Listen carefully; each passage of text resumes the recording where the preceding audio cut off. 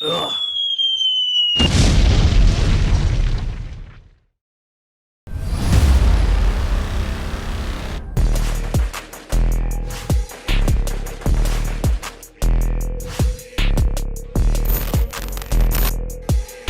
Hey, what's up guys? Welcome back to Clutch Takes. Today we're going to be talking about Marvin Bagley and his odd trade request and if the Raptors should trade for him to fill out their starting center spot, which they desperately need. Also, if you're new to the channel and love talking Raptors basketball, make sure to like, comment, subscribe, get into the discussion, as we always like to get back to everyone and grow this as a community together.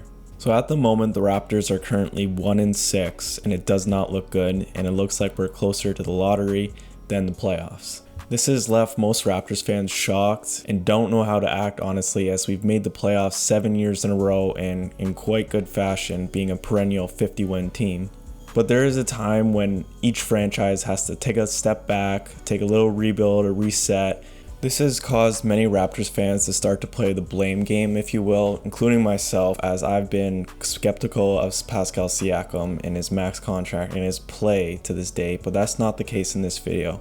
The Raptors are starting to see how vital Gasol and Ibaka truly were to our team, as the center spot is a massive hole right now, and we're being forced to play small ball as Aaron Baines and Alex Len are just not cutting it right now. Our last game against the Phoenix Suns was our best game to date, I would say, honestly, as we played true Raptors basketball. Siakam played his best game by far. Van Vliet looked pretty good, and Lowry obviously was willing the team for a win, but just wasn't enough. Our center position, especially like Lowry and Van Vliet and Anunoby, like all of these guards, forwards are like out rebounding Baines and Len, as well as Baines is like defense too. Like I didn't think I could be disappointed in Aaron Baines. I thought he was like a nice sneaky ad, but he's disappointed me, and I feel like he's disappointed a lot of Raptors fans, as he's a massive downgrade to what we had before. The game against the Phoenix Suns was actually pretty interesting, as both teams came in with similar weaknesses, but obviously came out with different results. The Raptors currently have the 28th ranked points in the paint with 39.4, and the only team you might ask that is below them is Portland at 29, and the Phoenix Suns last in the league at 35.8, even with DeAndre Ayton figure. The Raptors' big issue is rebounding as well, as they average 50 rebounds per game and rank 25th in the league, while the Phoenix Suns are also last in that category with 48.1.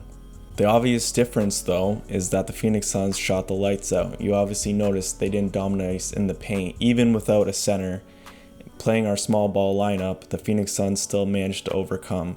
Now, you might say how sustainable that is for the Phoenix Suns, as they're 6-2 and we're 1-6. But obviously there's ways to overcome this weakness. With the drama of Marvin Bagley's dad telling the Kings to trade him, and De'Aaron Fox's dad saying to trade him as well, dad beef over here, it begs the question, with the Raptors lacking a hole at the 5 and a disgruntled player in Sacramento who had sky-high potential, drafted over Luka Doncic once upon a time, if the Raptors could swoop in with their great development staff and bring out the best of him what Bagley was supposed to be. In my opinion, this is the best low-risk move, high reward that the Raptors can possibly do, as Bagley is like lowering his trade value as we speak, as teams don't usually have leverage when a player demands a trade, especially if they're struggling.